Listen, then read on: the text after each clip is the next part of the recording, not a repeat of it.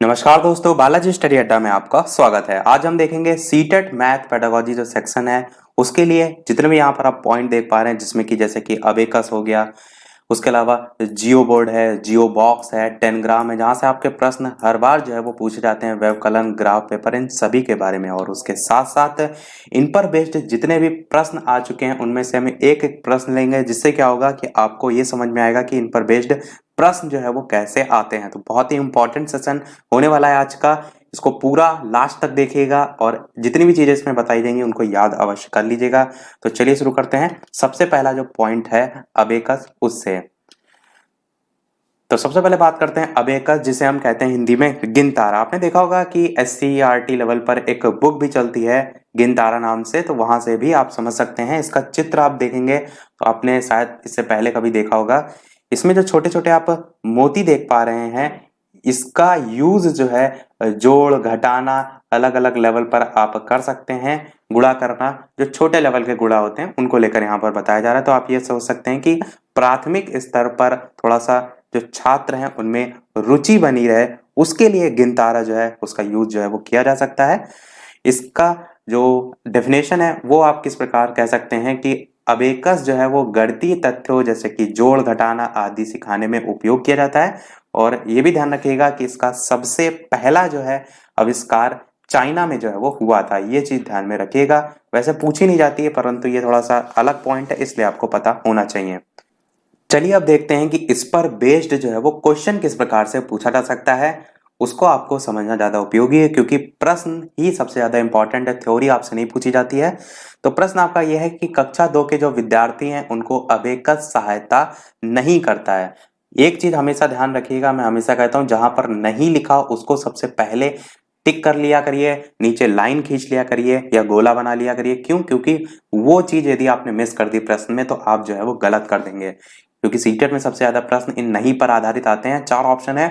स्थानीय मान जो है उसकी महत्ता को समझाने में, जो शब्द हैं उनको या दी गई जो संख्याएं उनके समान संख्यात्मक मान लिखने में, या अंकित मान की जो महत्ता है उसको समझाने में, या गणना में परिशुद्धता प्राप्त करने में। तो ये 4 ऑप्शन दे रखे हैं और आपको बताना है कौन सा सही होगा। तो देखिए, मैंने अभी जो मोती दिखाए थे उसके माध्यम से स्थानीय मान जो है उसकी महत्ता को आप समझा सकते हैं। इकाई, दहाई, सैकड़ा करके वो जो मोती बने थे उनमें आप दिखा सकते हैं, यानी पहला आपका इसका उपयोग हो सकता है, बिल्कुल सही है। दूसरे में देखा है कि शब्दों में जो दी गई संख्याएं होती उनके समान संख्यात्मक लिखने में आप उसका यूज नहीं कर सकते, क्योंकि मोती आप गिन कर बता सकते हैं, अंकीय मान बता सकते हैं, जैसे कि आपका ऑप्शन सी में कह रहा है स्थानीय मान बता सकते हैं, परंतु संख्यात्मक मान लिखने में इसका यूज नहीं होगा। चौथा कह रहा है कि गणना में परिशुद्धता प्राप्त करने में भी बिल्कुल हो सकता है। क्यों? क्योंकि जब आप इसी गतिविधि के माध्यम से बच्चे को सिखाएंगे तो वो क्या होगा, धीरे धीरे उस चीज में जब पारंगत हो जाएगा तो गणना में भी परिशुद्धता जो है आएगी। मैं आपको यहाँ पर चित्र एक बार दिखा दूं तो ये जो आप मोती देख पा रहे हैं इसके माध्यम से इकाई, दहाई, सैकड़ा, हजार इस टाइप से भी सिखा सकते हैं। अंकीय मान, स्थानीय मान, तीनों चीजें सिखा सकते हैं, दोनों चीजें सिखा सकते हैं। और उसके साथ साथ आप ये भी कह सकते हैं कि इस पर बेस्ड जो आप गतिविधि कराते हैं उससे जो गणना है उसमें परिशुद्धता भी जो है वो आ जाती है। तो ये तो हो गया इस पर बेस्ड क्वेश्चन। चलिए देखते हैं हम अब अपना अगला पॉइंट, जो कि है आपका जियो बोर्ड। तो जियो बोर्ड को आप चित्र से समझेंगे तो ज्यादा और बेहतर समझ में आएगा। जैसे कि आप यहाँ पर देख पा रहे हैं, एक लकड़ी की तख्ती है और इस पर जो ये कील लगे हुए हैं ऊर्ध्वाधर, इस पर जो है ये रबड़ के बैंड हो सकते हैं, लकड़ी हो सकती हैं, धागा यूज कर सकते हैं, अलग अलग चीजें यूज करके आप अलग अलग आकृतियां बना सकते हैं। जैसे कि यहाँ पर आप देख रहे हैं आयत हो गया, वर्ग हो गया, त्रिभुज हो गया। तो ये जो सभी आकृतियां देख पा रहे हैं सभी ज्यामितीय आकृतियों में आती हैं। तो आप कह सकते हैं जियो बोर्ड के माध्यम से ज्यामितीय आकृतियां जो है उनको समझाया जा सकता है। अब देखिए, अलग अलग गतिविधियां भी इसमें आती हैं जो कि आप प्राथमिक स्तर पर अधिकतर यूज करते हैं, क्योंकि बच्चों का इंटरेस्ट होता है। आप चाहें तो डायरेक्ट जो आपका श्याम पट होता है उस पर भी इस प्रकार से त्रिभुज बनाकर दिखा सकते हैं। तो क्या बच्चे इसको समझ पाएंगे? कुछ समझ जाएंगे, कुछ नहीं समझ पाएंगे, कुछ इंटरेस्ट नहीं लेंगे। इसीलिए ये सारी चीजें जो है वो यूज की जाती हैं। अब देखिए, इसकी जो डेफिनेशन है उसको समझते हैं। उससे और ज्यादा आपको चीजें क्लियर होंगी कि जियो बोर्ड रबर बैंड या धागे का इस्तेमाल करके जो बच्चे हैं उनको खुली और बंद आकृति सिखाने के लिए आप किस तरह की गतिविधियां आयोजित कर सकते हैं। यहाँ तक जो क्वेश्चन मार्क लगा है ये डायरेक्ट आपसे सीटेट में भी पूछा जा सकता है, तो आप कह सकते हैं जियो बोर्ड के माध्यम से ये सारी चीजें आप सिखा सकते हैं। तो ये जो है वो ध्यान में रखिएगा। जियो बोर्ड के बारे में बात करते हैं तो जियो बोर्ड बहुत ही उपयोगी उपकरण है। इसका उपयोग बच्चों को त्रिकोण यानी कि आप त्रिकोण कह सकते हैं, त्रिभुज कह सकते हैं, वर्ग हो गया, आयत हो गया, ये सभी ज्यामितीय आकृतियां दिखाने के लिए जो है वो प्रयोग कर सकते हैं या सिखाने के लिए भी जो है वो प्रयोग कर सकते हैं। तो जो भी ये लास्ट में लाइन लिखी इसको अवश्य ध्यान रखिएगा। त्रिकोण, वर्ग, आयत जैसी ज्यामितीय आकृतियां दिखाने के लिए या सिखाने के लिए जो जियो बोर्ड है इसका यूज किया जाता है, क्योंकि प्रश्न आपसे जो है यहीं से पूछा जाता है। प्रश्न भी अभी हम आगे देखेंगे, इस पर बेस्ड 2 क्वेश्चन देखेंगे क्योंकि आपका इंपॉर्टेंट पॉइंट है।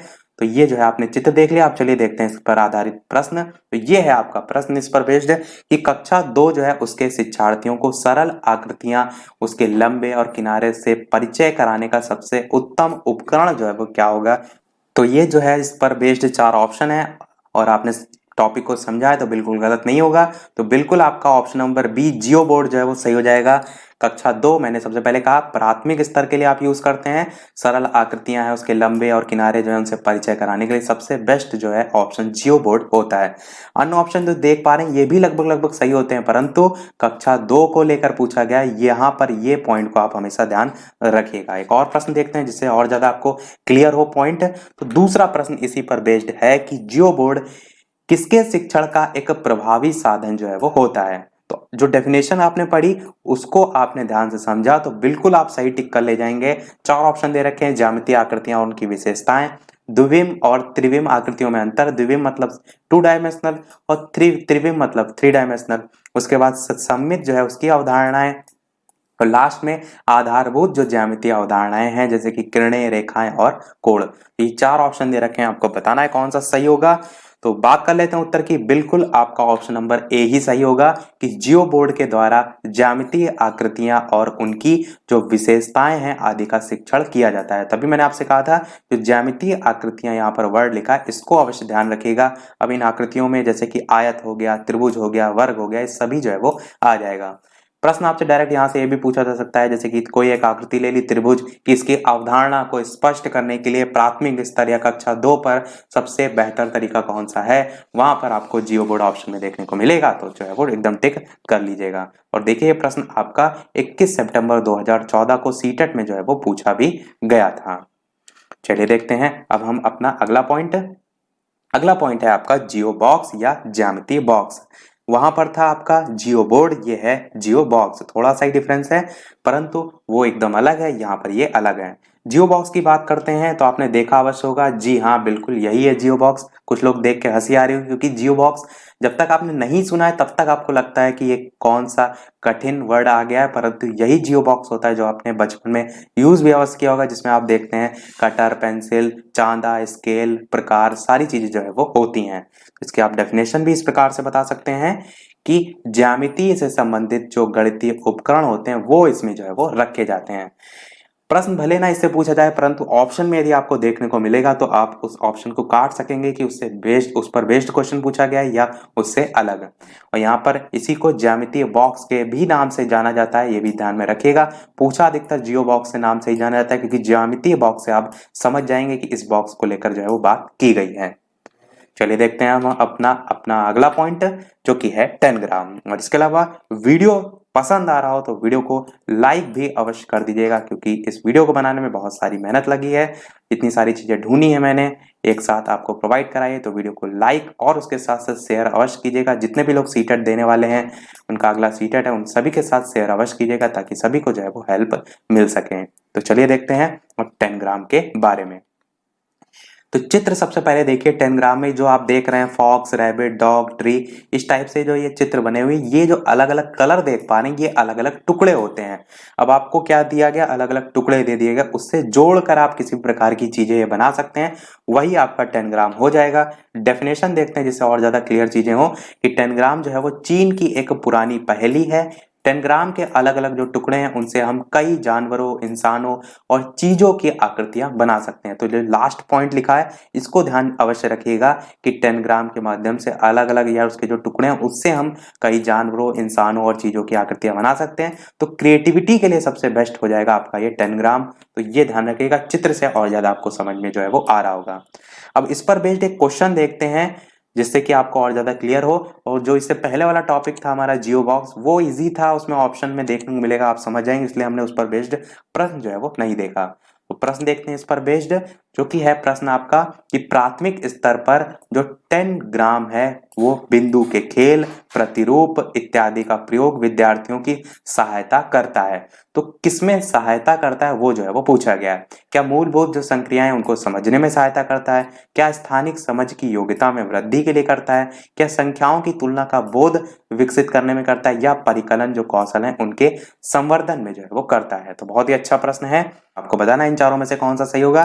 प्रश्न में यहाँ पर ध्यान दीजिए कि 10 ग्राम के अलावा बिंदु के खेल भी हैं और प्रतिरूप भी हैं। पढ़ा है मैंने केवल 10 ग्राम ही है यहाँ पर, परंतु प्रश्न जो पूछा उसमें ये दोनों चीजें भी आ रही हैं और ये तीनों चीजें जिसमें आएंगी उसको लेकर यहाँ पर पूछा गया। तो उत्तर बिल्कुल आपका ऑप्शन बी सही होगा, स्थानिक समझ जो है उसकी योग्यता में वृद्धि के लिए। देखिए जो 10 ग्राम है, आप क्या करते हैं, अलग अलग टुकड़े देते हैं, तो कौन से स्थान पर कौन सा टुकड़ा जोड़ा जाएगा। बिंदु के खेल में आप देखते हैं यदि सीरियल से बिंदु दे रखी हैं उसको जोड़ना है, वो सारी चीजें प्रतिरूप है, तो उसके माध्यम से जो स्थानिक समझ है उसकी योग्यता में जो है वो वृद्धि होती है। तो इस तरीके से यहाँ से जो है वो प्रश्न पूछा जाता है। 10 ग्राम आपने समझ तो लिया, पर प्रश्न कैसे पूछा जाता है वो भी आपको इसलिए समझ में आना चाहिए, इसलिए मैंने यहाँ पर प्रश्न लगाया है। देखते हैं चलिए अब अपना अगला पॉइंट, व्यवकलन।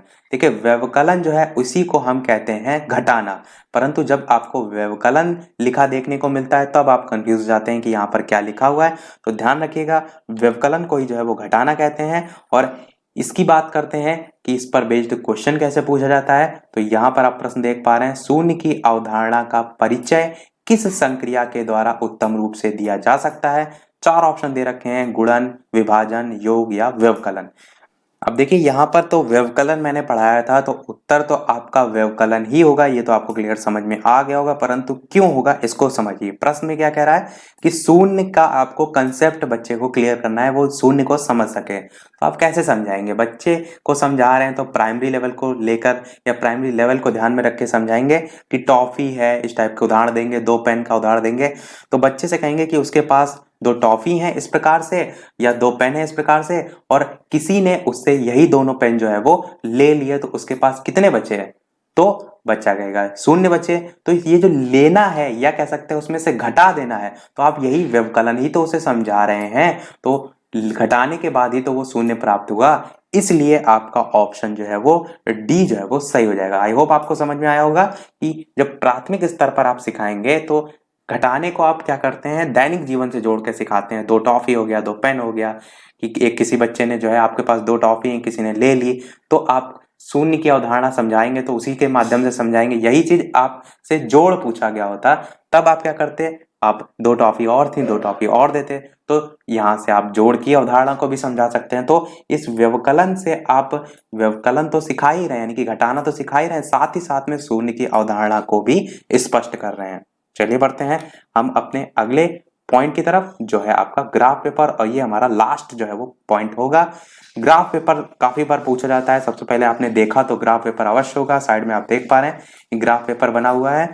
अब इसमें छोटे छोटे बिंदु होते हैं, तो आप इससे समझ पा रहे होंगे कि दशमलव का कुछ ना कुछ रोल होता है। बस आपको यही ध्यान रखना है कि दशमलव संख्याओं के पढ़ने के लिए उपयोग जो है इसका किया जाता है ग्राफ पेपर का, क्योंकि प्रश्न इस पर बेस्ड आपके सीटेट 2019 के दिसंबर तक में जो है वो पूछे गए थे, इसीलिए मैंने कहा कि इसको अवश्य ध्यान में रखिएगा। इस पर बेस्ड प्रश्न कैसा पूछा जा सकता है ये मैं आपको दिखा देता हूं कि 2 दशमलव वाली जो संख्याएं हैं उनके गुणन, जैसे कि 0.3 गुणे 0.2 बराबर 0.06 जो है वो लिखा है। इसकी संकल्पना को समझाने के लिए निम्नलिखित में से कौन सा शिक्षण अधिगम साधन जो है वो उचित जो है इनमें से होगा। तो आपने क्या देखा, यहाँ पर दशमलव की संख्याओं का गुणा हो रहा है दशमलव की संख्याओं से। तो जब दो दशमलव वाली जो संख्याएं उनके गुणन की बात की जाए, या कह सकते हैं दशमलव संख्याओं के पढ़ने के लिए उपयोग की बात की जाए, तब हमेशा आपका ग्राफ पेपर ही जो है वो सही होगा। तो आपका ऑप्शन बी जो है वो बिल्कुल सही हो जाएगा। संख्या चार्ट, डाइस ब्लॉक्स, टेलर का गिनतारा, इस टाइप से आपको ऑप्शन गुमराह करने के लिए दिए जाते हैं, परंतु आपको पता होना चाहिए कि ग्राफ पेपर का यूज जो है वो कहाँ होता है। आई होप आपको यहाँ से क्लियर हो गया होगा। तो ये तो हमने जितने भी पॉइंट थे सभी देख लिए। एक प्रश्न हम आपसे भी पूछेंगे, परंतु उसको बात करने से पहले एक चीज मैं बता दूं कि जैसे कि वैन हेले काफी वहां से प्रश्न पूछा जाता है, और इसी प्रकार काफी कुछ पॉइंट हैं जो मैथ में आपके सीटेट में पेडागोजी सेक्शन में आते हैं, वो रह गए। जितना ज्यादा आप वीडियो को इसको लाइक करेंगे, जल्दी हम उन सभी का कलेक्शन कर कर भी जो है वो लेकर आएंगे। तो वीडियो को ज्यादा से ज्यादा लाइक कीजिए, उतनी जल्दी हम आपको अगला पार्ट भी जो है वो प्रोवाइड करेंगे। और चैनल पर नए आए हो तो सब्सक्राइब अवश्य करके जाइएगा, ताकि आगे आने वाला पार्ट आपसे मिस ना हो। तो चलिए देख लेते हैं लास्ट प्रश्न, जो कि सभी वीडियो में हम एक से ना एक प्रश्न पूछते हैं। तो इस वीडियो का आपके लिए प्रश्न क्या है, वो ये है कि गुणनफल जो है 672 गुणे 36 गुणे 25 किसके बराबर होगा, ये आपको जो है वो बताना है वीडियो के मेन कमेंट में टाइप करके। इस सप्ताह में सैकड़ों की संख्या के बराबर होगा, 7 सप्ताहों में मिनटों की संख्या के बराबर होगा, या 60 दिनों में घंटों की संख्या के बराबर होगा, या 5 दिनों में सैकड़ों की संख्या के बराबर होगा। तो ये 4 ऑप्शन है, इन चारों में से कौन सा सही होगा वीडियो के मेन कमेंट में टाइप करके अवश्य जो है वो बताइएगा। और सभी लोग ट्राई अवश्य कीजिए, क्योंकि इसी प्रकार के प्रश्न आते हैं। मैथ ज्यादा आपकी सीटेट की कठिन नहीं आती है, तो आप थोड़ा सा भी प्रैक्टिस कर लेंगे, आप अच्छे खासे अंक जो है उसमें हासिल कर सकते हैं। तो इसी के साथ हमारा आज का टॉपिक समाप्त होता है। आज के वीडियो में इतना ही। वीडियो पसंद आया हो तो लाइक अवश्य कीजिएगा, नए हैं चैनल पर तो सब्सक्राइब जरूर कीजिएगा। चलिए मिलते हैं अगले वीडियो में नए टॉपिक के साथ, तब तक के लिए नमस्कार। Thank you for watching.